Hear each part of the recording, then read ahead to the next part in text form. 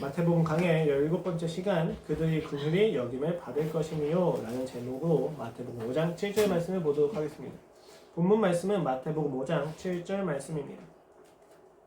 다 찾으셨으면 함께 봉독하도록 하겠습니다. 시작.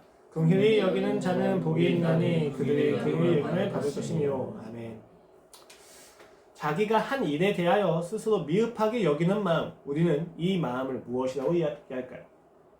한번 예시를 들어보겠습니다. 그가 굳이 어려운 말을 쓰는 이유는 어렸을 적에 학교를 중퇴한 것에서 오는 빠바밤 때문이다.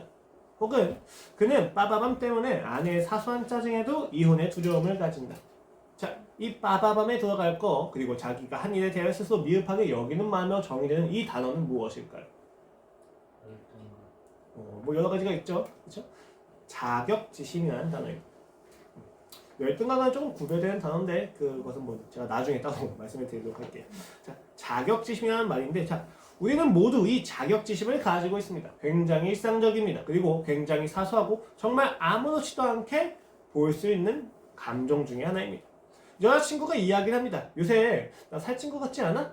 라고 말하면서 무엇을 강요하고 있습니까? 너는 살찐 게 아니야 라는 말을 강요하고 있죠. 왜 이런 식으로 돌려서 이야기합니까? 자기가 스스로 살찌지 않았다고 하는 평가보다는 남의 평가나 칭찬을 통해서 자신의 살찌지 않음을 확인하고 싶은 겁니다. 자격지심입니다. 남자친구가 이야기한다. 난 진짜 너를 너무 사랑해. 그러니까 이제 헤어지자. 더 좋은 남자 만나. 나보다 더 좋은 남자가 있을 거야. 라고 하는 것도 자격지심입니다. 저도 있죠. 설교하는데 누가 집중하지 않는 것처럼 느껴진다. 내 설교가 좀 이상한가? 라는 생각이 듭니다. 자격지심입니다. 내가 하는 일에 대해서 스스로 미흡하게 여기서 나타나는 자신의 마음들, 방어기제들 모두 자격지심입니다. 여러분, 이 자격지심의 무서움은 내가 스스로 힘들다 정도를 떠납니다. 왜? 상대를 힘들게 하기 때문입니다. 내 자격지심의 마음을 드러내는 사람들로 하여금 지치게 만듭니다. 그리고 결국 내가 사랑하는 사람들이 떠나게 만듭니다. 자격지심은 인간을 고립시킵니다. 끊임없이 상대를 지치게 만드는 겁니다. 이 자격지심의 무서움은 이 자격지심을 가지면 처벌받기 때문이 아니라 이 자격지심으로 인해서 내가 사랑하는 사람들과 사랑의 관계를 누릴 수 없다는 것에 있습니다. 자, 그렇다면 우리는 왜 이런 자격지심을 가질 수밖에 없습니까? 우리는 이 자격지심을 어떻게 대해야만 합니까? 오늘 본문을 통해서 함께 이 문제를 하나씩 다루어 보고자 합니다. 마태복음 5장입니다. 새로운 나라, 새로운 원리를 살아갈 새로운 정체성의 신자들은 어떠한 모습입니까? 임재한 천국으로 인해서 심령이 가난해졌고 약속된 위로로 애통할 자유가 생겼습니다. 약속된 땅은 그들의 삶에서 온유가 넘치게 만들었으며 약속된 만족은 우리로 하여금 의에 허기지고 갈증이 나게 했습니다. 그 만족이 어떻게 우리로 하여금 더욱더 그 의에 대해서 허기지고 갈증이 나게 만듭니까? 간단합니다. 사랑이었습니다. 그 사랑을 통해서 우리는 만족이 되고 그 만족 가운데서 더욱더 사랑을 추구하게 만든다는 것입니다. 결핍에서 필요를 느끼지만 동시에 그 사랑을 통해서 더욱더 동기가 됩니다. 결핍도 즐거움도 모두 동기가 되어서 하나님을 추구합니다. 왜냐하면 모든 욕구의 목적에는 궁극에는 하나님이 계시기 때문입니다.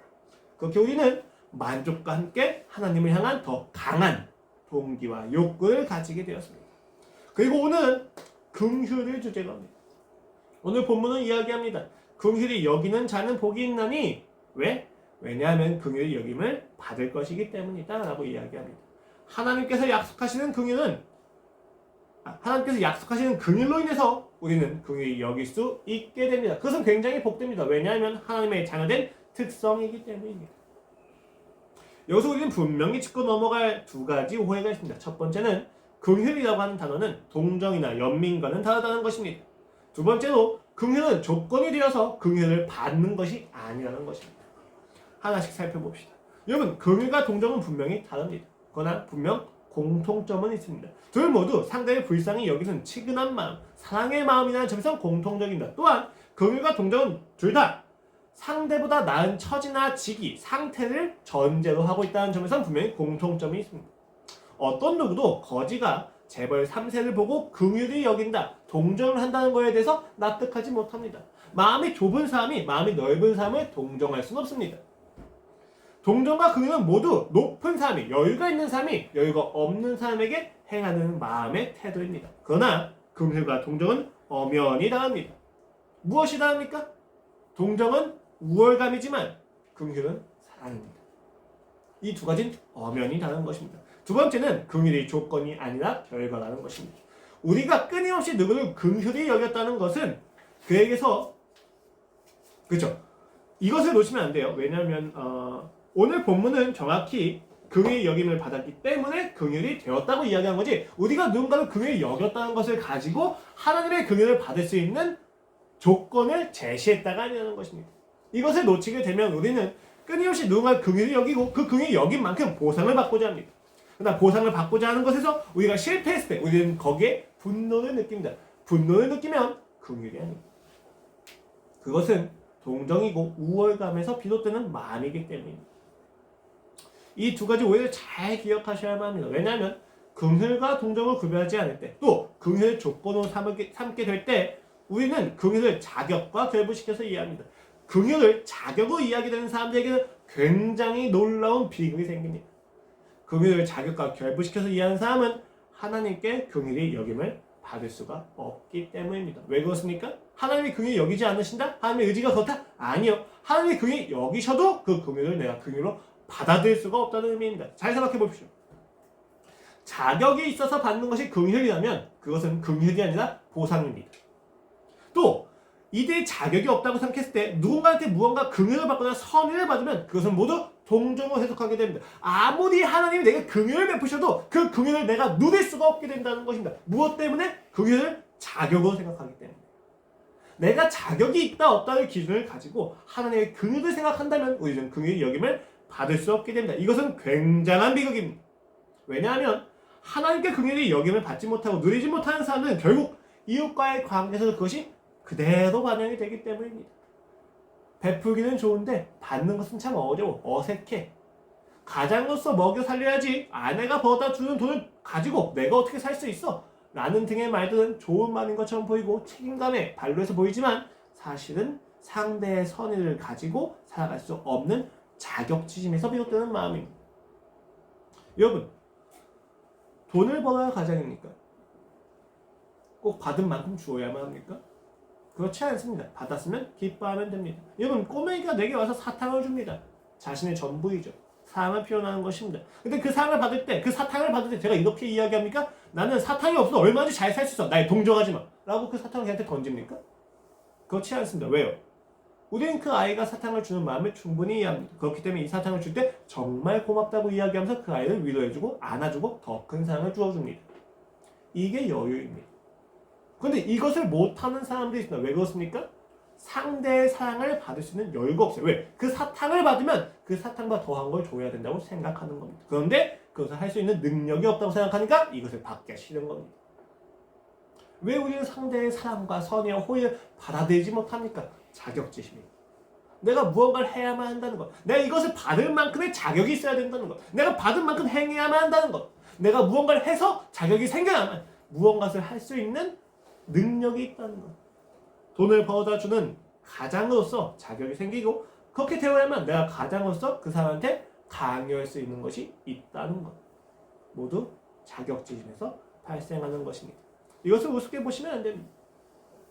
자격을 중심으로 하나님과의 관계에서 긍휼을 누리지 못한다면 우리는 반드시 모든 사람들과의 관계에서 동정이나 보상을 반복하게 됩니다. 긍휼을 주장하지만, 긍휼을 누렸다고 이야기하지만 우리는 단 한순간도 긍휼을 누린 적이 없고 긍휼을 베푼 적도 없습니다. 주장한다고 되는 것은 아니라는 것입니다. 끊임없이 왜곡시키게 됩니다. 도대체 우리는 어떻게 해야만 긍휼을 누릴 수 있습니까? 조금 더 심화시켜서 어떻게 해야 하나님의 긍휼하심으로 우리의 자격지심을 대할 수 있겠냐는 것입니다. 오늘 본문은 분명히 이야기합니다. 긍휼히 여김 받을 것이기 때문에 긍휼히 여길 것이라고 말입니다. 여기서 긍휼히 여김을 받을 것이다 라고 이야기할 때 내가 하나님에게 긍휼을 받는 것입니다. 그리고 긍휼히 여긴다 라고 이야기했었을 때에는 내가 이웃들을 긍휼히 여기는 것입니다. 굉장히 간단합니다. 하나님에서 긍휼을 받으면 이웃에게 우리는 긍휼을 행할 수 있게 됩니다.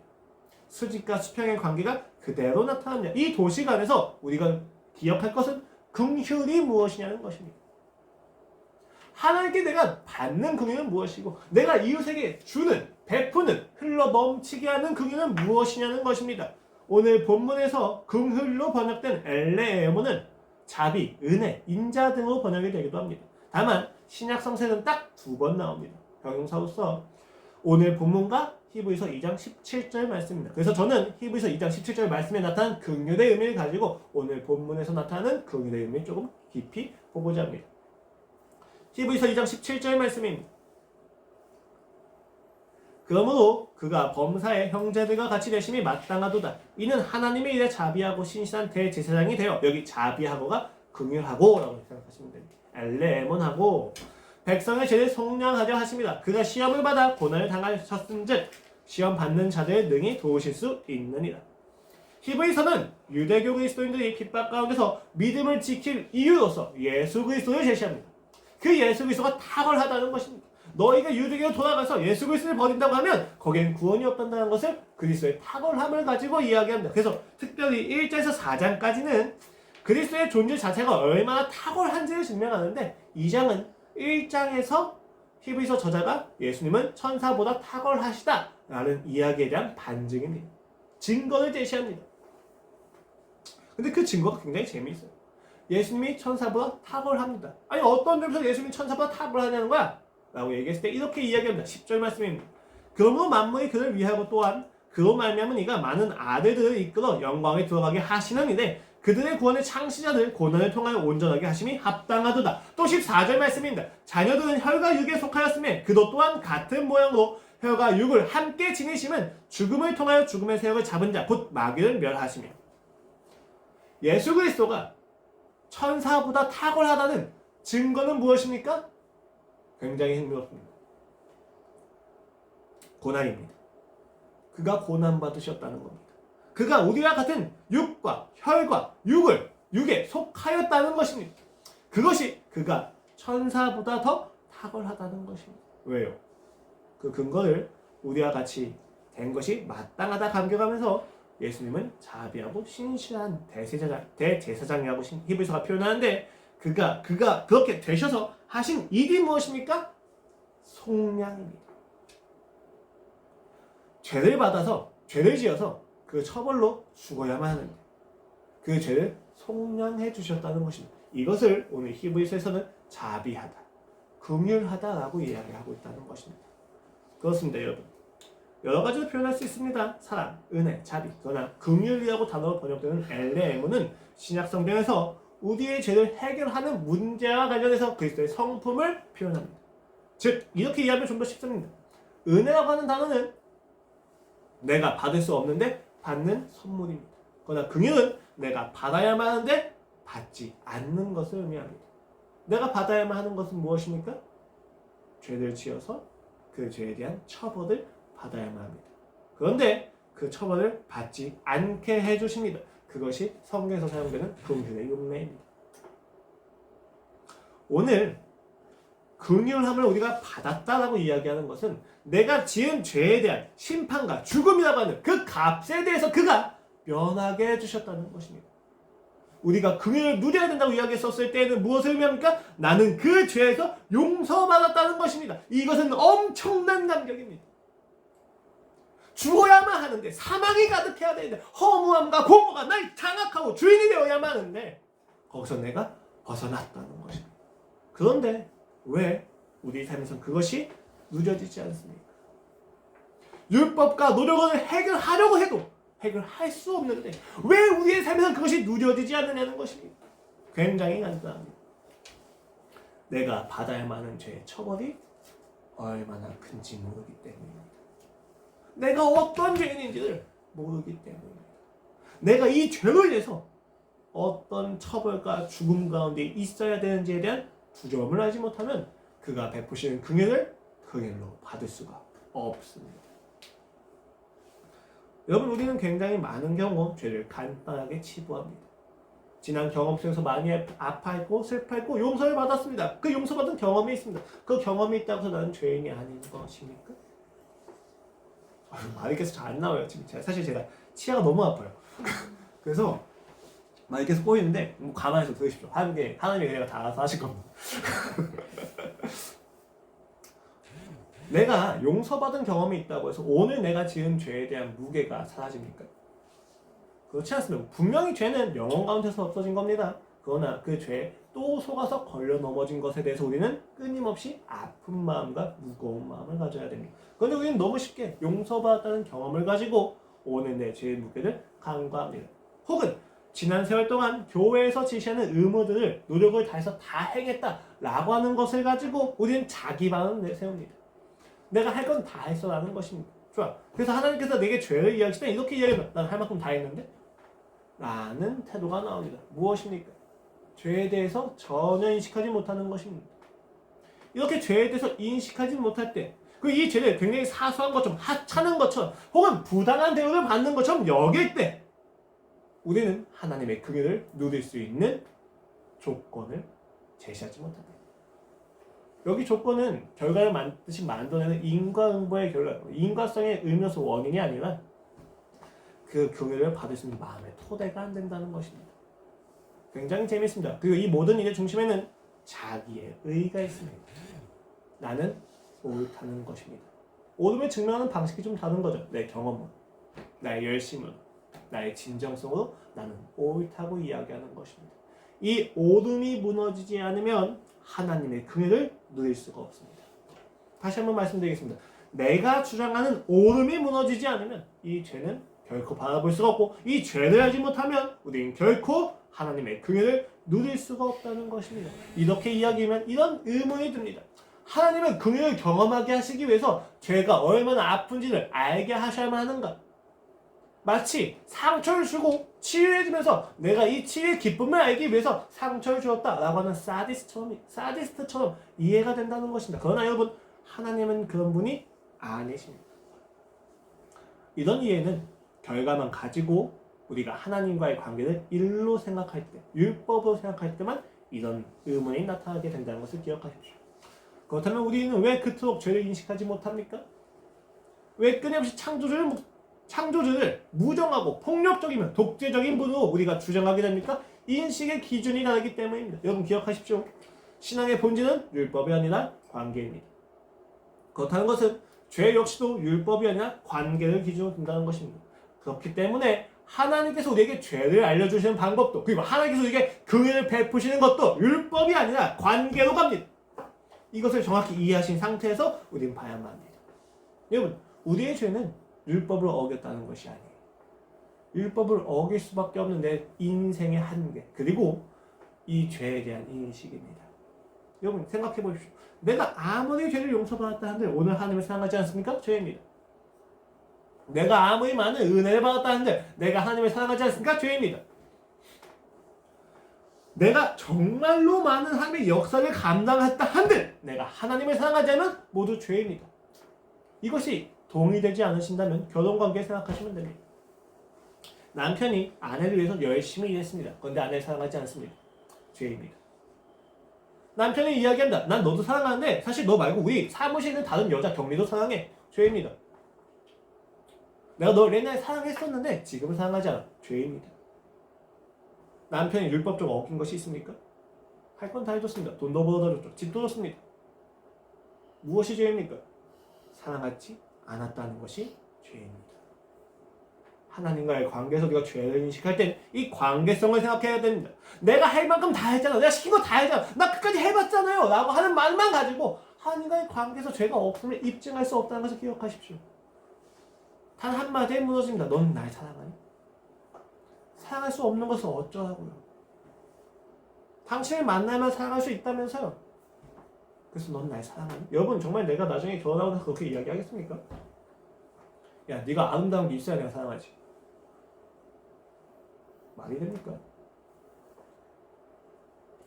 죄는 관계를 본질로 합니다. 우린 그 안에서 이해해야만 합니다. 또 이렇게 듣고 나서 우리가 이렇게 생각할 수도 있어요. 아, 긍휼함을 누리려면 죄를 알아야 되는구나. 그러니까 내가 죄를 알기 위해서 노력해야겠다고 생각하면서 고해성사의 내용을 하나하나 다 적습니다. 아니에요.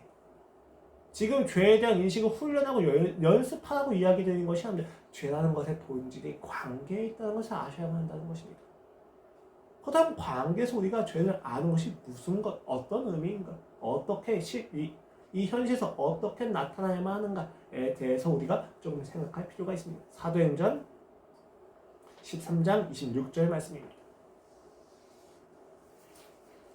형제들아, 아브라함의 후손과 너희 중 하나님을 경외하는 사람들아, 이 구원의 말씀을 우리에게 보내셨거늘 예루살렘에 사는 자들과 그들 관리들이 예수와 및 안식일마다 외우는 바 선지자들의 말을 알지 못하므로 예수를 정죄하여 선지자들의 말을 응하게 하였도다. 죽일 죄를 하나도 찾지 못하였으나 빌라도에게 죽여달라 하였으니 성경에 그를 가리켜 기록한 말씀을 다 응하게 한 것이라. 후에 나무에서 내려다가 무덤에 두었으나 하나님이 죽은 자 가운데서 그를 살리신지라. 바울이 비시디아 안디옥의 회당에 이르러서 유대인과 유대적인 이방인들의 대상으로 설교합니다.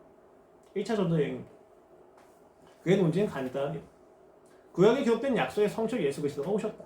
그가 오심으로 구약의 예언들이 성취되었다. 이것만큼 그가 메시아라고 하는 증거가 있느냐? 그리고 그 성취된 내용이 무엇이냐? 너희가 그를 정죄할 정도로 무죄했다는 것이다. 그리고 무죄한 자를 너희가 죽였다는 것이 바로 구약에서 이야기한 성취의 결과이다. 이 이야기를 듣고 유대인들은 이야기합니다. 우리는 예수를 죽이지 않았다. 혹은 나는 예수가 유죄라고 생각한다. 그러므로 예언의 성취는 틀린 거다. 라고 이야기합니다. 이거 우리의 말과도 굉장히 비슷합니다. 나는 예수님을 죽이지 않았습니다. 나는 잘못한 것이 없습니다. 내 잘못으로 그가 죽은 것이라 그는 그의 잘못으로 죽은 거고 그는 그의 의지로 죽은 것이다. 나하고는 아무런 상관이 없습니다. 이에 바울이 간단하게 반증합니다. 하나님이 죽은 자 가운데서 그를 살리신지라. 부활입니다. 예수 그리스도가 부활했다는 것은 그가 죄인이 아니라는 것을 의미합니다. 왜? 죄인은 죽음을 이겨낼 수가 없기 때문입니다.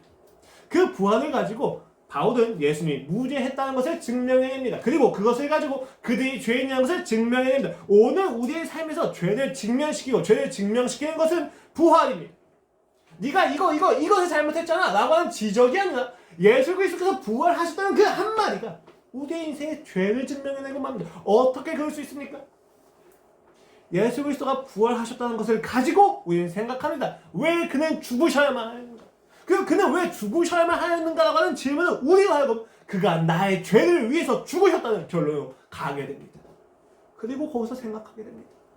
그가 나와 함께 했던 시간 동안 그가 이 땅에서 인간의 몸으로 지니신 인생이 어떠했는지 생각하게 된다는 것입니다. 전혀 다르게 해석이 됩니다. 처음에 그들은 부활 전에 그들은 예수님을 메시아로 칭송했습니다. 자신들을 더 높은 데로 만들어줄 또 다른 선지자라고 생각했습니다. 메시아라고 생각했습니다. 그런데 부활 이후에 그의 인생을 보았을 때 단순히 우리를 높여주는 정도가 아니라 우리를 높이기 위해서 우리 그의 자녀가 되게 하기 위해서 그는 죽으심을 선택하는 무게의 삶을 사셨다는 것을 알았습니다. 그 33년의 인생이 그냥 살아온 우리들의 인생과 같은 것이 아니라 너무 무거운 인생이었음을 깨닫게 됩니다. 여기서 제자들은 알게 됩니다. 내가 지은 죄가 그를 얼마나 아프게 했는지. 나는 주장했던 오름이 주님은 메시아가 돼서 온 땅을 통치하실 겁니다. 그때 내가 그의 우편에 있게 하여 주시옵소서. 내가 가장 잘난 제자입니다. 라고 했던 그들의 그 대답들이 예수 그리스도를 얼만큼 아프게 했는지가 그들이 보게 된다는 것입니다. 내가 지금까지 주장했던 진심과 열심이 그를 얼마나 아프게 했었는데 그가 그것을 듣고 어떤 마음으로 참으셨는지 애달프셨는지 제자들이 그 부활 앞에서 알게 되었다는 것입니다. 그 앞에서 그들은 회개할 수밖에 없습니다. 내가 가진 가장 큰 열심과 사랑이 그에게 지은 가장 큰 죄였구나. 그 죄책감, 그 아픔, 그 비참함, 그게 바로 죄입니다. 내가 할 수 있는 모든 노력이 내가 사랑하는 사람을 아프게 했다는 것입니다. 이것을 알았을 때 우리의 삶에선 긍휼이 드러납니다. 여러분 놀랍습니다. 하나님은 굉장히 인격적이십니다. 이 죄를 드러내게 하실 때 율법만 가지고 하시는 것이 아니라 그 율법을 수단으로 하셔서 인격적으로 알게 하십니다. 정해놓은 법에서 어긋난 것에 대해서 불같이 화나는 것으로 통해서 알게 하시는 것이 아니고 이해하시고 순종하기까지 항복하기까지 기다리시면서 자신의 인격을 드러내 보여주십니다. 그 인격 앞에서 우리는 죄를 알게 됩니다. 이렇게 이야기하는 거죠. 왜 이렇게까지 하십니까? 이럴 거면 나를 사랑하지 마십시오. 그러나 여러분 그 죄를 알아야만 우리는 긍휼을 베풀 수가 있습니다. 앞서서 저는 긍휼과 동정의 차이가 우월감과 사랑의 차이라고 이야기했습니다. 어떻게 구별할 수 있습니까? 내가 지금 행하는 것이 동정인지 긍휼인지 어떻게 구별할 수 있습니까? 내가 지금 받고 있는 것이 동정인지 긍휼인지 어떻게 분별할 수 있습니까? 굉장히 간단합니다. 베푸는 사람 쪽이 얼마나 아픈지를 보시면 합니다. 긍휼을 베푼다고 하는 사람, 동정을 베푼다고 하는 사람이, 내게 사랑을 베푼다고 하는 사람이 얼마나 아픈지를 보면 압니다. 동정을 베푸는 사람은 아프기를 회피합니다. 자신이 높아져야 되기 때문입니다. 그는 결국 자기 자신을 포기하지 않습니다. 동정을 베푸는 사람들은 상대가 나보다 높은 위치에 가면 배가 아파합니다. 마음이 아픈 게 아니라 그가 나보다 높아져서 그를 내가 도와줄 수 없음에 자존심이 상해합니다. 그것은 사랑이 아닙니다. 그러나 긍휼을 베푸는 사람은 긍휼을 베푼 자가 나보다 높아졌을 때 기뻐합니다. 그러나 그가 자신의 긍휼을 받지 않은 것에 대해서 화가 나는 게 아니라 마음이 아픕니다. 굉장히 아픕니다.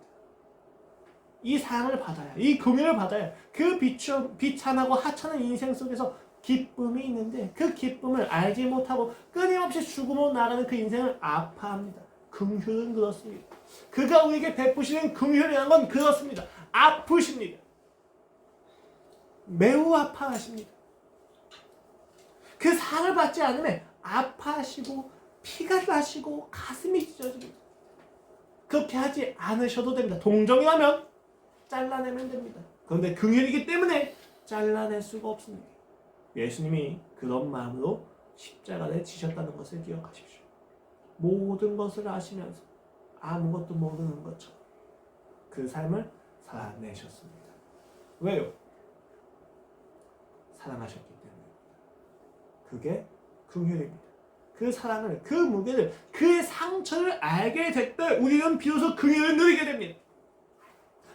내 죄가, 나의 열심과 주장과 나의 진리가, 나의 오름이 그를 얼만큼 비참하게 만들고 그를 얼만큼 추하게 만들며 그를 얼만큼 아프게 했는지 우리가 십자가 앞에서 볼 때 그 십자가가 나의 이 모든 죄를 감당한다는 것을 알았을 때 우리는 비로소 하나님의 그의 얼마나 위대한지를 보게 됩니다. 내가 저렇게 죽었어야만 했던 것을 그가 모두 받아주셨구나. 그 앞에서 우리는 긍휼을 누리게 됩니다. 이 긍휼을 알게 될 때 우리는 비로소 긍휼을 베풀 수 있게 됩니다. 만약에 우리가 그 하나님의 긍휼을 알지 못한 상태라면 우리가 베푸는 긍휼은 대부분 동정이며 값싼 연민에 불과하게 됩니다. 상대를 위한 것이 아니라 상대의 아픔과 비극을 수단 삼아서 나를 높이고자 하는 교만입니다.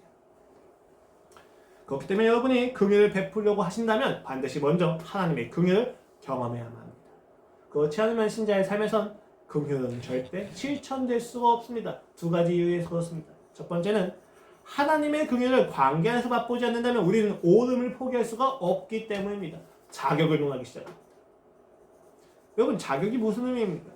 무슨 일을 할 때나 무언가를 할 때 필요한 조건이나 능력 그리고 직위를 의미합니다. 흥미롭게도 이 자격이라고 하는 단어는 이 사회에서 부정적인 용어로 많이 사용됩니다. 자격증 같은 경우는 그냥 중립적이죠. 기술과 관련해서 자격증이라는 건 내가 이것을 해도 되는 어떤 자격이 있다는 것을 증명해 주는 거죠. 운전면허증 같은 경우. 근데 여러분, 우리가 자격이라는 것을 일상성에서 말을 할 때는 굉장히 부정적인 용어가 많습니다. 한번 예를 들어보겠습니다. 당신은 이 회사에서 일할 자격이 없어요. 또 혹은 당신은 그런 말할 자격이 없습니다. 그는 사랑받을 자격이 없습니다. 굉장히 많은 경우 자격이라는 단어는 우리의 삶에서 부정적인 용어로 사용됩니다. 한번 기억해 보십시오. 자격이 긍정적으로 사용된 용어예요. 긍정보다는 부정이 많을 겁니다. 우리는 싸우면 항상 그런 마음이 들죠. 너는 내게 그런 말을 할 수 있는 자격이 없어. 근데 어떻게 그런 말을 할 수 있니? 라고 이야기하는 겁니다. 이때 우리가 사용하는 자격의 근본에 무엇이 있습니까?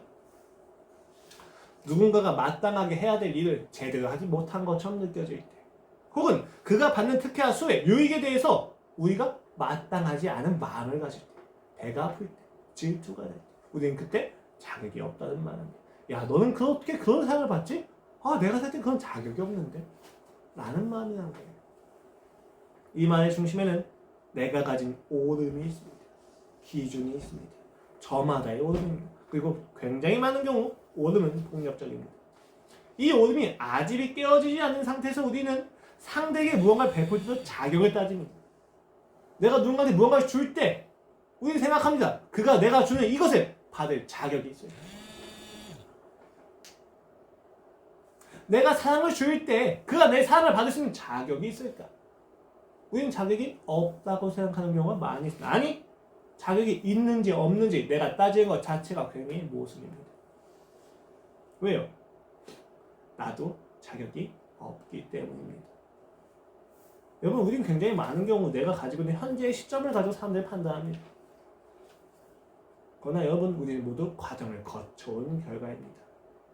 우리 또한 자격이 없던 적이 있습니다. 그리고 이 질문은 어디서 해야만 합니까? 오로지 십자가 앞에서만 해야만 합니다. 그 십자가 앞에서 우리는 이 질문에 대한 대답을 들어야만 합니다. 그러면 대답은 결정되어 있습니다.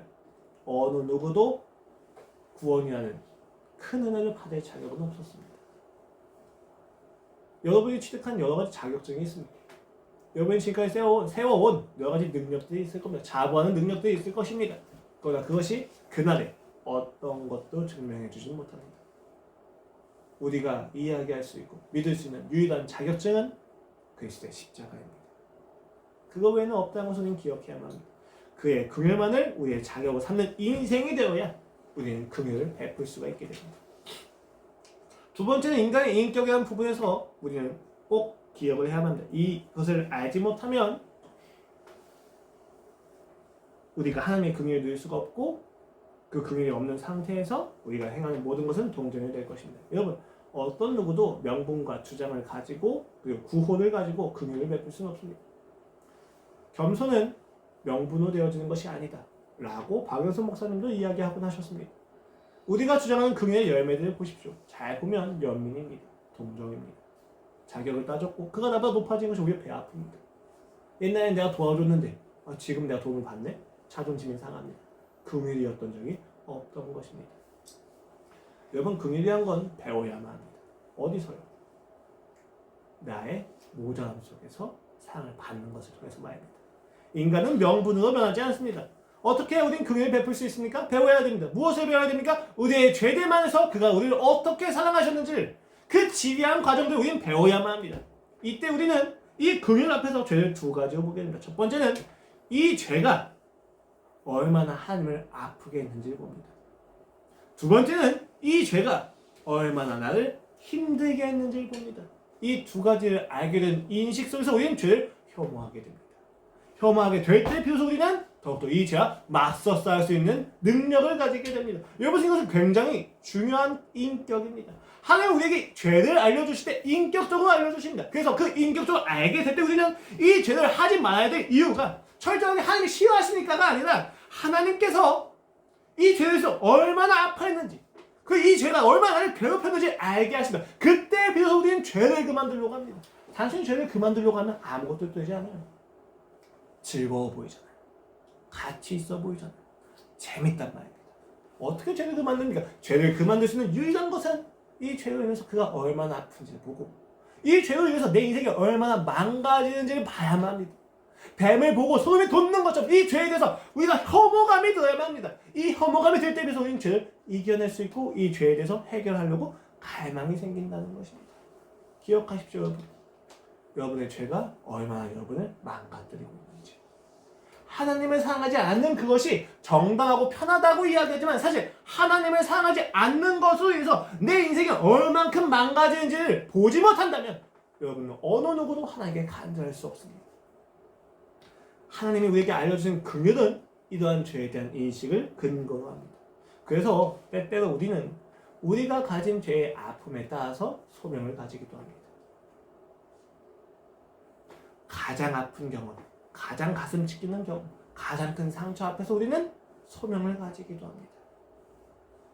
그래서 더 이상 그 죄에 빠져서 살아가는 다른 인생들을 그냥 볼 수가 없게 되는 겁니다. 이때는 반드시 여러분이 경험할 것이 있습니다. 무엇입니까? 가슴이 찢겨지는 경험을 할 것입니다. 그 사람들을 사랑하면서 내가 옛날에 지었던 죄를 반복하면서 죽음을 향한 그들을 사랑하면서 우리는 반드시 가슴이 찢기는 경험을 할 것입니다. 아무리 사랑하더라도 바뀌지 않는 그들을 보면서 포기하지 않는 하나님의 마음을 배울 것입니다. 사랑하는 대상이 내 사랑에 보답하지 않습니다. 마음대로 살아갑니다. 그러나 그 관계를 끊지 못합니다. 관계를 끊는 것이 가장 큰 심판이죠. 하지만 관계를 끊지 못합니다. 그가 나를 포기하지 않으셨음을 알기 때문입니다. 끊을 수가 없습니다. 그들에게 끊임없는 그들의 마음이 흘러갑니다. 사랑을 합니다. 보상받지 않아도 괜찮습니다. 그가 나보다 더 높이 하나님을 알아간다면 더 기쁩니다. 왜요? 내가 그 사랑을 받아봤기 때문에. 이 안에서만 우리는 비로소 긍휼을 베푸는 것입니다. 복수하고 싶지만 복수할 필요가 없습니다. 그때 그리스도를 묵상하면 우리는 그로 인하여 더욱더 긍휼을 자신감을 가지게 됩니다. 그래, 내가 이런 사랑을 받아왔지. 그래, 내가 그리스도의 이 놀라운 아름다움 앞에서 넘어졌지. 그래, 그들 역시도 내 사랑이 아니라 그리스도의 아름다움을 봐야만 넘어지겠구나. 그 아름다움을 보여주는 데 있어서 나는 어떤 수단이 될 수 있을까? 이 고급한 인격으로 초대받고 있다는 말입니다. 그것이 바로 긍휼입니다. 동정이 아니에요. 연민이 아니에요. 많이 아프셔야 합니다. 말씀을 정리하겠습니다. 긍휼과 관련돼서 두 가지 오해가 있습니다. 첫 번째는 긍휼과 동정을 구별하지 않는 것입니다. 두 번째는 긍휼을 하나의 조건으로 오해하는 것입니다. 이 두 가지 오해는 모두 긍휼을 하나의 법과 일로 해석하는 경향성을 가집니다. 관계를 배제합니다. 그리고 자격과 결부시킵니다. 그러나 긍휼은 사랑에서 비롯됩니다. 사랑은 자격을 따지지 않습니다. 그렇기 때문에 긍휼과 동정은 구별됩니다. 동정은 우월감이지만 긍휼은 사랑입니다. 그것을 어떻게 구별할 수 있습니까? 그것을 베푸는 사람이 얼만큼 아픈지를 보면 알 수 있습니다. 무엇에 아파하는지를 보면 우리가 알 수 있다는 것입니다. 또 긍휼은 자격이 될 수 없습니다. 왜요? 자격 없는 자가 받아야만 하는 심판을 받지 않을 자격은 그의 긍휼 외에는 없기 때문입니다. 어느 누구도 십자가 앞에서 자신의 자격을 주장할 수 없습니다. 그렇게 긍휼을 알게 되면 우리는 긍휼을 동정이나 연민이 아니라 진정한 사랑으로 베풀 수 있게 됩니다. 첫 번째는 그 긍휼이 우리의 자격과 오름을 무너뜨려주기 때문입니다. 우리가 스스로 그 오름을 포기하게 만든다. 두 번째는 그 긍휼이 우리를 인격적으로 죄가 어떤 것인지 알려주기 때문입니다. 우리의 죄가 그를 얼만큼 아파하게 했는지, 그 죄가 나를 얼만큼 망가뜨렸는지 알게 하는 것을 통해서 그의 긍휼이 얼마나 놀라운지를 알게 해주십니다. 그 앞에서 우리는 비로소 긍휼을 행하게 됩니다. 이것은 내가 하나님의 자녀라거든 복된 소식입니다. 자, 다시 물어봅시다. 우리는 어떻게 우리의 자격지심을 대해야만 합니까? 세상은 이야기합니다. 괜찮아, 너의 한계를 인정해야지. 너의 자격지심을 인정하고 받아들여 하나씩 하자. 안 괜찮습니다. 하나도 안 괜찮습니다. 그 자격지심으로 나의 인생이 계속해서 무너지고 있는 것을 보면서, 내가 사랑하는 사람들이 나를 떠나는 것을 보면서 피폐해진다. 허울 좋은 말만 가지고 나의 인생은 편하지가 않는다는 말입니다. 그들의 조언은 근거가 없습니다. 그러나 교회는 다릅니다. 신자는 다릅니다. 예수 그리스도는 다릅니다. 우리는 근거가 있습니다. 정확히 말씀드리겠습니다. 자격지심은 죄입니다. 자신의 자격을 드러내고자 하지만 드러낼 수 없는 한계 앞에서 내보이는 자기의 방어입니다. 죄입니다. 너무 명확한 교만입니다. 그 죄를 제가 이토록 자신 있게 이야기할 수 있는 까닭은 이 죄가 하나님이 나를 사랑하시는 것에 방해가 되지 않기 때문입니다. 이 죄가 하나님의 사랑을 막을 수가 없기 때문입니다. 우리는 하나님 앞에 나의 자격을 가지고 나아가는 것이 아니라 하나님의 사랑을 가지고 나아가기 때문입니다. 교회는 근거가 있습니다. 세상도 이야기한다. 괜찮아. 교회도 이야기한다. 괜찮아. 그러나 그들은 근거가 없지만 우리는 근거를 가지고 있습니다. 나는 괜찮다는 근거가 있습니다. 그가 나를 위하여 부활하셨다는 것, 그 한 가지. 그가 나를 위하여 죽음을 받아들이셨다는 것, 그 한 가지 앞에서 우리는 사랑을 하고 있습니다. 이것보다 더 큰지 증거는 없습니다. 그렇기 때문에 우리는 자격지심을 가지지 않아도 돼요. 우리가 자격이 없는 건 당연합니다. 능력이 없는 건 당연합니다. 제가 지금 이빨이 굉장히 아파요. 어제 오늘 진통제를 먹지 않으면 견딜 수 없을 정도고 손이 떨려서 참을 수가 없어요. 그래서 강제적으로 이번 주에 그냥 아예 다 금식을 해버릴까까지 생각하고 있어요. 정말 아픕니다. 정말 아파서 제가 이런 생각까지 했어요. 왜 하면 나 이렇게 아프게 하시지? 아, 진짜 미쳐버리겠네. 근데 여러분, 내가 안 아파야만 하는 이유가 있습니까? 아, 가만히 생각해보니까 그렇더라고요. 하나님 앞에 굉장히 많은 원망을 했습니다. 제가 힘들지 않은 이유가 있습니까? 주님, 나는 힘들면 안 돼요. 난 아프면 안 돼요. 이유가 있습니까? 그것을 하나님께 주장하시는 근거가 있습니까? 그거죠. 나 사랑하시잖아요. 여러분, 정확히 이야기드리면 계속 이건 유아적인 수준에서 제가 벗어나게 하기 위해서 굉장히 반복해서 말씀드리겠습니다. 사랑은 반드시 아픕니다. 사랑은 상대가 원하는 것을 다 해주는 것이 아닙니다. 이건 너무 유아적인 수준에서의 이야기이기 때문에 뭐 굳이 논쟁을 하지 않아도 되지만 원하시면 어떻게든지 해드리겠습니다. 여러분, 사랑은 아프지 않은 것이 아니고 아프지 않아야 된다고 주장할 수 있는 것을 의미하지 않습니다. 오히려 우리는 그 주장을 할 때 그가 얼마나 아프신지를 봅니다. 주님, 난 아파서는 안 돼요. 왜? 주님, 나는 고통받아서는 안 됩니다.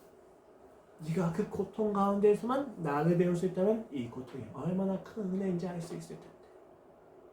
너는 나를 사랑하지 않는다. 아니, 사랑은 하는데 고통은 싫어요. 아니라는 겁니다. 우리가 하나님 앞에서 그것을 이야기할 자격이 있습니까? 죽어마땅한 죄인으로서 그 자격이 있습니까? 아이씨, 뭐야, 그럼 나 창조하지 말든가. 뭐 그렇게 가면 끝이 없습니다. 창조가 된 걸 어떻게 하라고요? 여러분, 정확히 인식하십시오. 내가 논할 수 없는 것을 가지고 논하는 건 도피입니다. 이미 살아가고 있잖아요. 하나님의 존재를 알고 있잖아요. 여기서 우리가 어떻게 해야겠습니까? 그 하나님을 아는 것 외에는 답이 없습니다. 버티셔야 됩니다. 견디셔야만 합니다. 그래서 이 이빨을 통해서 굉장히 큰 은혜가 있었습니다. 아, 그렇구나. 내가 아프지 않아도 된다고 이야기했으면 증거는 없구나. 맞습니다, 여러분. 그러나 포기시키기만 하진 않습니다. 이것을 통해서 또 다른 간절함과 또 다른 지식과 또 다른 즐거움을 주십니다. 이 아픔에 대한 즐거움도 분명히 있을 겁니다. 믿습니다. 그 과정에서 제가 조금 스트레스 받아서 짜증이 날 수도 있습니다. 이해하십시오. 기도해 주시면 됩니다. 여러분, 우리에겐 하나님의 긍휼이라고 하는 십자가의 사랑과 부활이 있습니다. 그 사랑이 있습니다. 그 사랑 앞에서 도망가지 마십시오. 우리의 자격지심을 어떻게 바라보아야만 합니까? 죄입니다. 죄로 보십시오. 그러나 그 죄를 이기게 하시는 과정으로서의 긍휼 역시도 받아들이십시오. 여러분, 우리가 누군가를 긍휼히 여길 수 있는 유일한 이유는 내가 얼만큼 그의 긍휼을 받았는지 누릴 때입니다. 그가 날 용서하셨다는 것을 받아들이십시오. 결국 여기서 자격지심은 다 없어집니다. 그가 십자가에서 용서하셨다고 하는데, 괜찮다고 하는데, 너의 능력 없음과 비루함과 비참함과 아픔과 상처가 다 괜찮다고 하실 때 나는 괜찮지 않다고 하는 그 마음이 무너져야만 합니다. 그 무너짐 속에서 긍휼이 나옵니다. 이게 무너지지 않으면 상대의 상처는 결코 받아줄 수 없습니다. 그럼에도 불구하고 여러분의 주변에 상처받은 사람들, 또 다른 자격지심을 가져오는 사람들이 여러분 주변에 많이 있습니까? 하나님의 은혜입니다. 알려주고 계시는 겁니다. 너도 그 자격지심 안에 있다. 용서받았니? 아직이요. 그래. 용서가 받으려. 이미 다 이루셨습니다. 하나님께 달려가십시오. 하나님의 사랑으로 달려가십시오. 그 사랑 안에서 우리는 우리를 받아들일 수 있다는 겁니다. 그 십자가가 없다면 내가 괜찮다는 것을 받아들일 수 있는 근거는 허무합니다. 없습니다. 죽어봤다가지만 죽지 않는 은혜, 사랑입니다. 동정이나 연민, 자격이 아닌 그 사랑의 관계에서 상대의 잘못을 품어주는 마음, 긍휼입니다. 나 자신의 죄에도 그 십자가를 받아들이는 사랑입니다. 여러분을 사랑하십시오. 하나님이 오늘 여러분을 용서하셨음을 깊이, 아주 깊이 받아들이십시오. 그곳에서 여러분은 긍휼한 마음을 배우실 겁니다. 그리고 하나님의 자녀됨을 확인하는 복이 있을 겁니다. 기도하시겠습니다. 하나님 아버지, 너무 아픕니다. 주여, 너무 고통스럽습니다. 그러나 주님, 이 고통도 이 아픔도 기쁨인 줄로 압니다. 이 안에서 주님의 긍휼을 더욱더 바라보게 하여 주시옵소서. 조금 아파도 괜찮습니다. 배신당해도 괜찮습니다. 버림당해도 괜찮습니다. 주님을 알아가는 과정이기에 나는 괜찮습니다. 내가 버림당하여도 주님의 사랑은 흔들리지 않습니다. 내가 아프더라도 주님의 사랑은 흔들리지 않습니다. 그것은 우리의 인생의 가장 큰 소망인 줄로 믿습니다. 그 소망 안에서 상대를 볼 때 그들의 아픔과 죄를 긍휼히 여기게 하여 주시옵소서. 그 죄가 나를 아프게 하는 것을 넘어서서 그들의 인생을 망가뜨리는 것을 보면서 아파하게 하소서. 같이 아파하고 같이 기도하게 하소서. 그 안에서 하나님의 자녀됨을 더욱더 확인하게 하여 주시옵소서. 감사합니다, 주님.